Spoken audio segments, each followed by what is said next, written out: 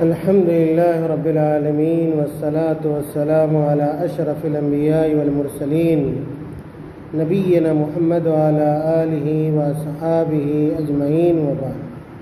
محترم حاضرین اور ناظرین کرام، گزشتہ درس میں ہم لوگوں نے نکاح سے متعلق کچھ باتیں سنی تھیں۔ آج کا جو ہمارا یہ درس ہے، اس درس میں بھی ہم نکاح کے بارے میں کچھ دوسرے مسائل جو اہم مسائل ہیں ان کو بیان کرنے کی کوشش کریں گے۔ نکاح کے لیے کچھ شرائط ہیں، نکاح کے لیے کچھ شرائط ہیں۔ جس طرح نماز کے لیے، نماز کے درست ہونے کے لیے، نماز کے صحیح ہونے کے لیے کچھ شرطیں ہیں، اسی طرح نکاح کے صحیح ہونے کے لیے کچھ شرطیں ہیں۔ اگر وہ شرطیں پائی جائیں گی تو نکاح صحیح ہوگا، اگر وہ شرطیں نہیں پائی جائیں گی تو یاد رکھیے نکاح درست اور صحیح نہیں ہوگا۔ شیخ رحمۃ اللہ علیہ نے، شیخ عبد الرحمن بن ناصر السعدی رحمۃ اللہ علیہ نے نکاح کے شرائط کو بیان کرتے ہوئے ذکر کرتے ہیں، لکھتے ہیں کہ وَلَا بُدَّ فِيهِ مِنْ رِضَاءِ الزَّوْجَيْنِ، کہ نکاح میں یہ ضروری ہے کہ زوجین نکاح پر راضی ہوں، یعنی جس لڑکے کی شادی ہو رہی ہے اور جس لڑکی کی شادی ہو رہی ہے تو لڑکا بھی لڑکی سے نکاح کرنا چاہے اور لڑکی بھی لڑکے سے نکاح کرنا چاہے، تب جا کے وہ نکاح صحیح ہوگا، وہ نکاح درست ہوگا۔ اگر دونوں میں سے کوئی ایک اس نکاح پر تیار نہیں ہے یا اس نکاح سے راضی نہیں ہے تو یاد رکھیے وہ نکاح صحیح نہیں ہوگا، وہ نکاح درست نہیں ہوگا۔ جس طرح اگر ہم کوئی سامان خریدنے جاتے ہیں، مثال کے طور پہ اگر ہم گھڑی خریدنے جا رہے ہیں اور ہمارے پاس پیسہ ہے اور دکاندار کے پاس گھڑی ہے، تو جب تک کیا ہے دونوں آدمی کا یعنی میرا اور دکاندار کا اس سامان کے بیچنے اور خریدنے پر رضامندی نہیں ہوگی، اس وقت تک گھڑی خریدی نہیں جا سکتی ہے۔ اسی طرح نکاح کا بھی معاملہ ہے، جب تک لڑکا اور لڑکی دونوں نکاح کرنے پر راضی نہ ہو جائیں، تیار نہ ہو جائیں، تو یاد رکھیے کہ نکاح صحیح نہیں ہوگا۔ آگے شیخ رحمۃ اللہ علیہ کہتے ہیں اِلَّا الصَّغِيرَ فَيُجِيزُهَا أَبُوهَا، لیکن اگر لڑکی چھوٹی ہے، اگر بیٹی کیا ہے چھوٹی ہے، مان لیجئے میری بیٹی ہے اور بیٹی کیا ہے چھوٹی ہے، ابھی وہ بالغہ نہیں ہوئی، بلوغت کی عمر کو نہیں پہنچی ہے، تو اگر چھوٹی بیٹی ہے تو اگر باپ چاہے تو چھوٹی بیٹی کا نکاح اس کی مرضی کے بغیر کر سکتا ہے اور اس سے اجازت لیے بغیر کر سکتا ہے۔ لیکن یہ بات یاد رکھنا چاہیے کہ اگر جس چھوٹی بیٹی کا نکاح ہم کر رہے ہیں اس کی اجازت کے بغیر، جب وہ بالغ ہو جائے گی، جب وہ بڑی ہو جائے گی اور بلوغت کی عمر کو پہنچے گی تو اس لڑکی کو اختیار حاصل ہوگا۔ اس بات کا اختیار حاصل ہوگا کہ باپ نے جو نکاح کیا تھا بچپنے میں اس نکاح کو وہ قبول کرے، یا یہ کہ اگر چاہے کہ نہیں والد صاحب نے جس لڑکے سے نکاح کیا تھا ہم اس سے نکاح کرنے کو تیار نہیں ہے، تو لڑکی چاہے تو بالغ ہونے کے بعد اس نکاح کو توڑ سکتی ہے، اس نکاح کو فسخ کر کے اس نکاح کو چھوڑ کر یا خلا لے کر یا طلاق لے کر اپنی شادی کسی اور جگہ بھی کر سکتی ہے۔ اسی طرح شیخ رحمۃ اللہ علیہ کہتے ہیں وَالْأَمَةُ يُجْبِرُهَا سَيِّدُهَا، کہ اگر کوئی لونڈی پرانے زمانے میں، اسلام کے شروع زمانے میں اور اس سے پہلے بھی لونڈی ہوا کرتی تھی جو جنگوں میں حاصل ہوتی تھی، یا ایک کہ باضابطہ ان کو بیچا اور خریدا بھی جاتا تھا۔ اس زمانے میں لونڈی کا چلن نہیں ہے، لیکن کہتے ہیں وَالْأَمَةُ يُجْبِرُهَا سَيِّدُهَا، کہ اگر کوئی لونڈی ہے تو لونڈی کی اگر شادی اس کا سردار کرنا چاہے، اس کا مالک کرنا چاہے، تو اس کا مالک بلا اجازت لیے ہوئے اس کا نکاح کر سکتا ہے۔ آگے شیخ رحمۃ اللہ علیہ کہتے ہیں کہ وَلَا بُدَّ فِيهِ مِنَ الْوَلِيِّ، بہت اہم نقطہ آ رہا ہے، غور سے سنیے۔ کہتے ہیں کہ وَلَا بُدَّ فِيهِ مِنَ الْوَلِيِّ، کہ نکاح کی شرطوں میں سے دوسری شرط، پہلی شرط نکاح کی کیا ہوئی کہ دونوں آدمی کا یعنی میاں اور بیوی کا، لڑکے اور لڑکی کا نکاح پر راضی ہونا ضروری ہے، تیار ہونا ضروری ہے۔ اور دوسری شرط یہ ہے کہ نکاح کے صحیح ہونے کے لیے نکاح میں ولی کا پایا جانا ضروری ہے۔ ولی کس کو کہتے ہیں؟ گارجین کو کہتے ہیں، نگراں کو کہتے ہیں، ذمہ دار کو کہتے ہیں۔ اگر کوئی ایسی شادی ہو رہی ہے کہ جس میں اگر ولی نہیں ہے، لڑکی کی شادی میں اگر لڑکی کی شادی ہو رہی ہے اور اس کا گارجین نہیں ہے، اس کا کوئی نگراں نہیں ہے، سرپرست نہیں ہے، تو یاد رکھیے کہ وہ نکاح صحیح نہیں ہوگا، نکاح صحیح نہیں ہوگا۔ اور گارجین آج کے زمانے میں جو چاہتا ہے سو بن جاتا نہیں، ایسی بات نہیں ہے۔ گارجین کی تعین ہماری شریعت نے کی ہے۔ نکاح میں وہی گارجین بن سکتا ہے اور وہی ولی بن سکتا ہے جس کا ولی بننا صحیح ہے۔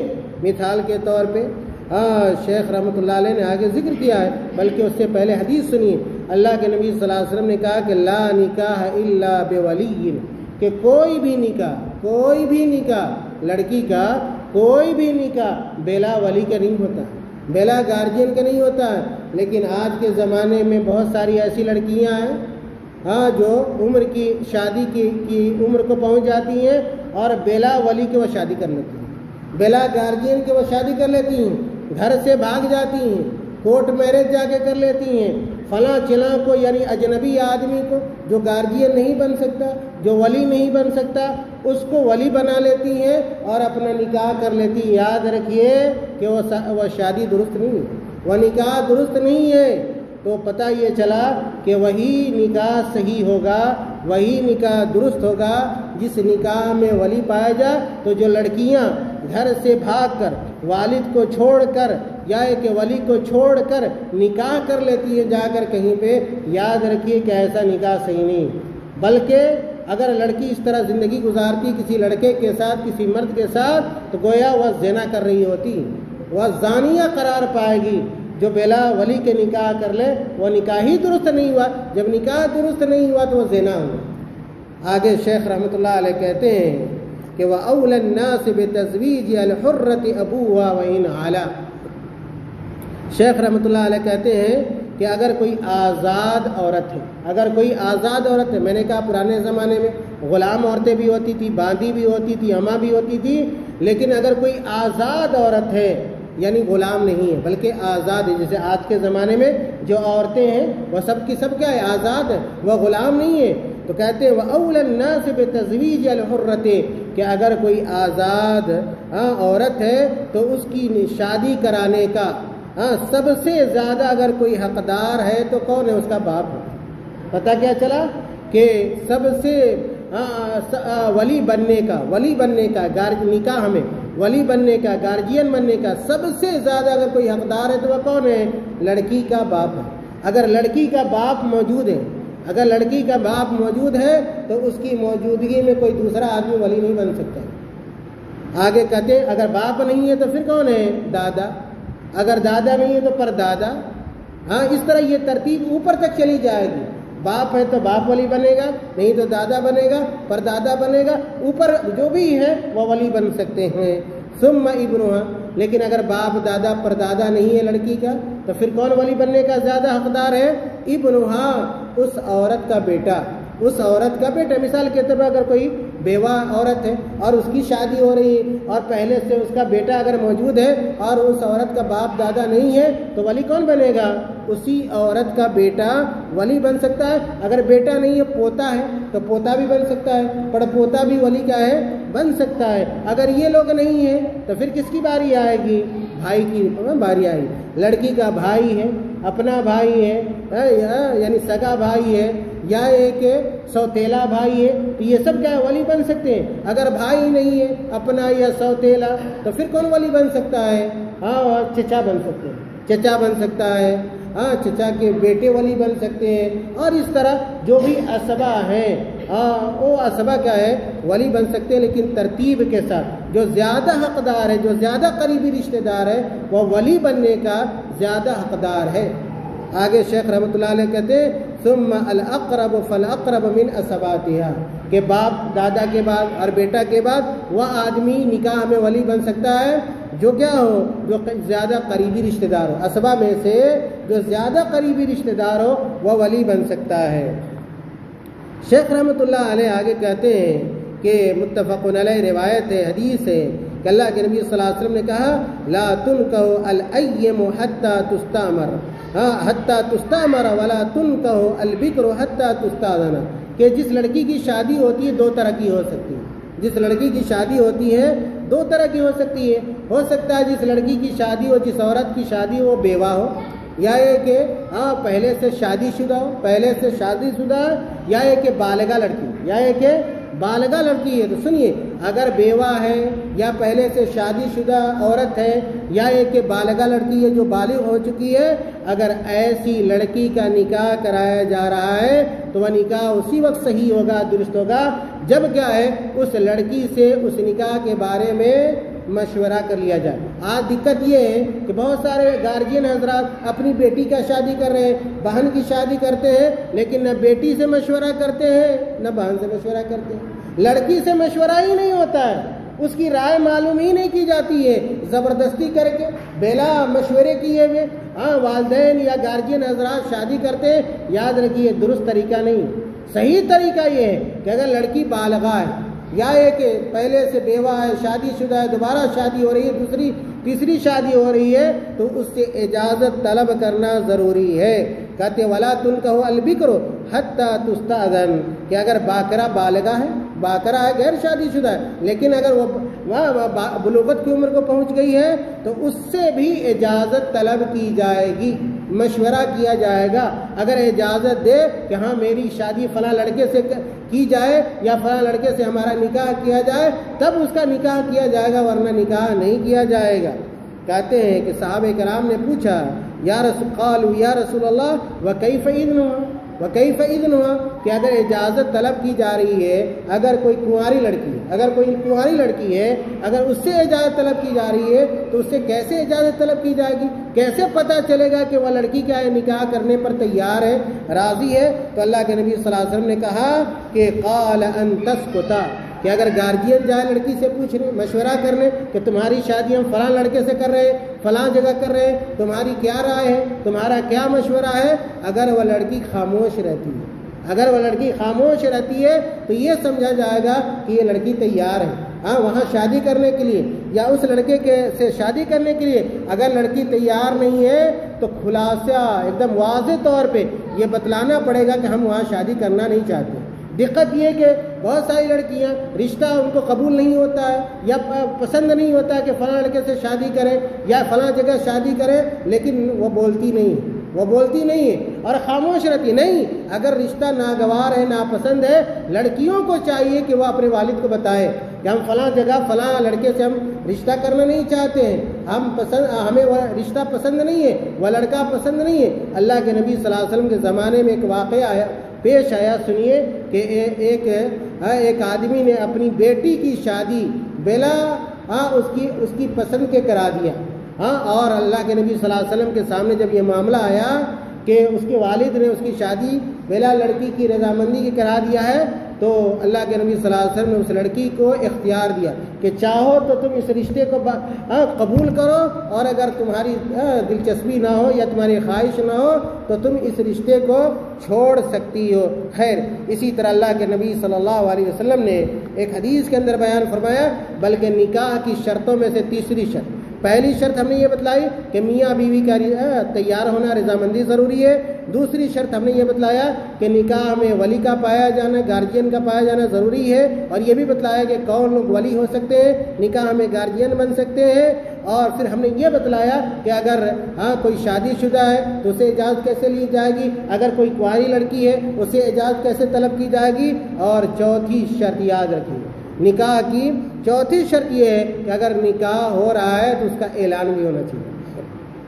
نکاح ہو رہا ہے، کسی کی شادی اگر ہو رہی ہے تو اس کا اعلان بھی ہونا چاہیے۔ اللہ کے نبی صلی اللہ علیہ وسلم نے ایک حدیث کے اندر بیان فرمایا، اعلنوا النکاح، کہ نکاح کا اعلان کیا کرو، اس کا اظہار کیا کرو، اس کی تشہیر کیا کرو۔ یہ مسند احمد کی روایت ہے، لیکن ایک سوال پیدا یہ ہوتا ہے کہ نکاح کا اعلان کیسے ہو؟ نکاح کے اعلان کا شرعی طریقہ کیا ہے؟ آج لوگوں نے غیر شرعی طریقہ اختیار کر لیا، نکاح کے اعلان کا غیر شرعی طریقہ اختیار کر لیا، اور ڈھول باجے تاشے یہ باراتی، یہ گاڑیوں کا ہجوم، کوئی 200 گاڑی لے جا رہا ہے، کوئی 120 گاڑی لے جا رہا ہے، کوئی 100 گاڑی لے جا رہا ہے، کوئی 50 60 اور 40 گاڑی لے جا رہا ہے، اور لوگ یہ سمجھتے ہیں بہت اچھا کام کر رہے ہیں، اور لوگ اس میں دعوت بھی دیتے ہیں اور ضد بھی کرتے نہیں آپ کو ہماری شادی میں چلنا ہے، ہمیں ہماری بارات میں چلنا ہے۔ شادی کریں گے غیر شرعی، شادی کرتے غیر شرعی، اور چاہتے ہیں کہ فلاں آدمی بھی چلے، فلاں آدمی بھی چلے، اور اگر نہ جائیے تو ناراض ہو جائیں گے، نہ جائیے تو ناراض ہو جائیں گے، اور یہ دلیل دیں گے کہ گاؤں سماج ہے، اس میں ہوتا رہتا ہے۔ نہیں، گاؤں سماج قرآن اور حدیث کا پابند ہوتا ہے، یہ نہ کہ کیا ہے ہم غیر شرعی رسم و رواج کو ہم اسلام کا حصہ بنا دیں۔ نہیں، سوال یہ ہے کہ آخر نکاح کا اعلان کیسے کیا جائے، اس کا طریقہ ہے۔ طریقہ کیا ہے؟ کہتے شہادت عدلین، اگر کسی نکاح پر 2 مسلمان عادل آدمی اگر گواہ بن جاتا ہے تو گویا نکاح کا اعلان ہو گیا، کسی تیسرے کی ضرورت نہیں ہے۔ پتہ یہ چلا کہ اگر لڑکا جائے اور 2 گواہ چلا جائے تو کیا ہے، وہ شادی ہوگی اور اس کا اعلان ہو گیا، کسی 5ویں 6ٹھے آدمی کی ضرورت نہیں ہے شادی کے اندر۔ لیکن لوگ کیا 200 لوگ لے جا رہے ہیں، 500 لوگ لے جا رہے ہیں شادی میں باراتی بنا کر۔ یاد رکھیے غیر شرعی طریقہ ہے، اگر 2 عادل گواہ اگر ہو جائے کسی نکاح میں تو گویا نکاح کا اعلان ہو گیا۔ کہتے وہ اشہار ہو و اظہار ہو، اور جو نکاح کیا جائے گا چپ چورا کے نہیں کیا جائے گا۔ چپ چورا کر کیا ہوتا ہے؟ زنا ہوتا ہے۔ نکاح جو ہوتا ہے وہ کھلم کھلا ہوتا ہے، لوگوں کو اس کے بارے میں پتہ چلنا چاہیے کہ فلاں لڑکے کی شادی فلاں لڑکی سے، فلاں لڑکی کی شادی فلاں لڑکے سے ہوئی ہے، اور یہ چپ چپوا شادی نہیں ہوتی۔ اسی طرح کہ اگر کیا ہے شریعت کا یہ بھی طریقہ وَالضَّرْبُ عَلَيْهِ بِالدُّف، کہ شادی میں کیا دف بجایا جائے، شادی میں دف بجایا جائے۔ دف کا معنی بھی لوگوں نے الگ الگ بیان کر دیا۔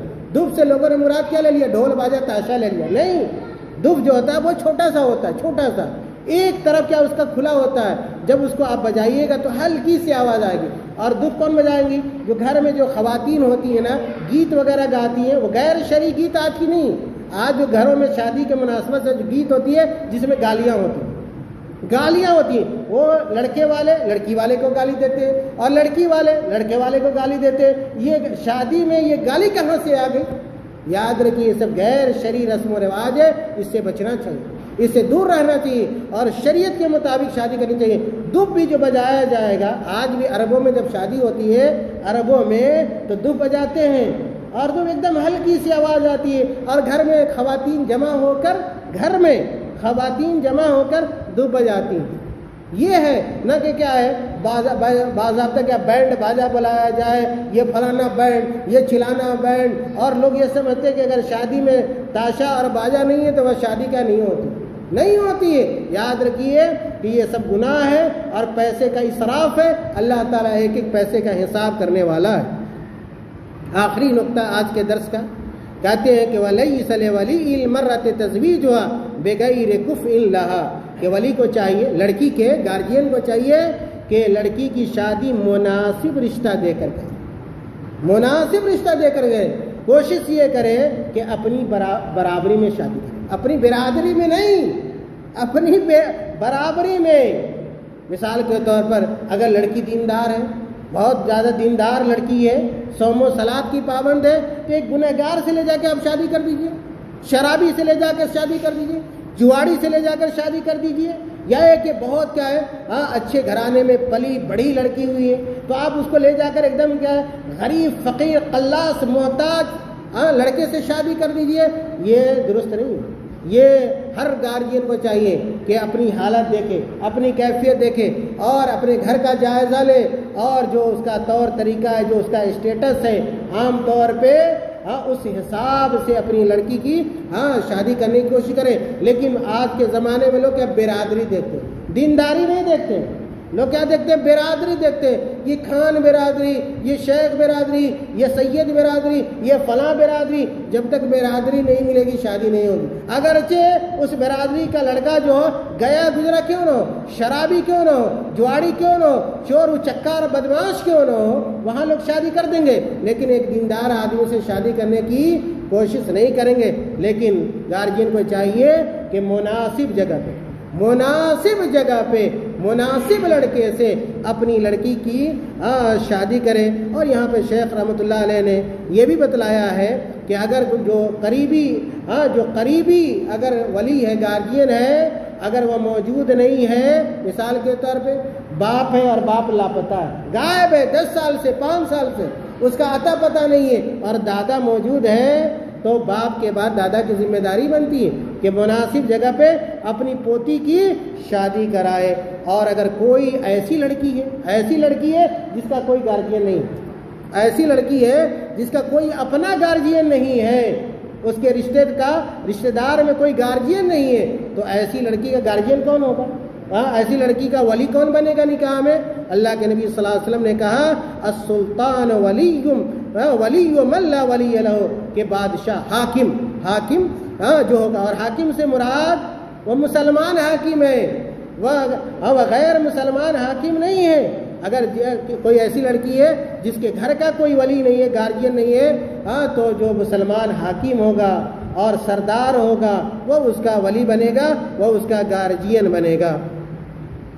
اور یہاں پہ ایک نقطہ شیخ رحمۃ اللہ علیہ نے یہ بھی ذکر کیا کہ وَلَا بُدَّ مِن تَعْيِينِ مَن يَقَعُ عَلَيْهِ الْعَقْدُ، کہ نکاح کرتے وقت یہ تعین ضروری ہے۔ مثال کے طور پر کسی کے گھر میں کئی لڑکیاں ہیں، اگر وہ صرف یہ کہے، اس کا ولی اس کا گارجین یہ کہے کہ میں اپنی بیٹی سے تمہاری شادی کرا رہا ہوں، گارجین کیا کہہ رہا ہے؟ اس کے پاس کئی بیٹیاں ہیں اور یہ کہہ رہا ہے کہ میں تم سے، یعنی لڑکے سے کہہ رہا ہے کہ میں تم سے اپنی بیٹی کی شادی کرا رہا ہوں۔ اب کس بیٹی سے کرا رہا ہے بھائی؟ کس بیٹی سے کرا رہا ہے؟ بڑی سے، چھوٹی سے، بیچ والی سے، عائشہ سے یا فاطمہ سے نہیں، ایسے مطلق طور پہ نہیں ہوگا۔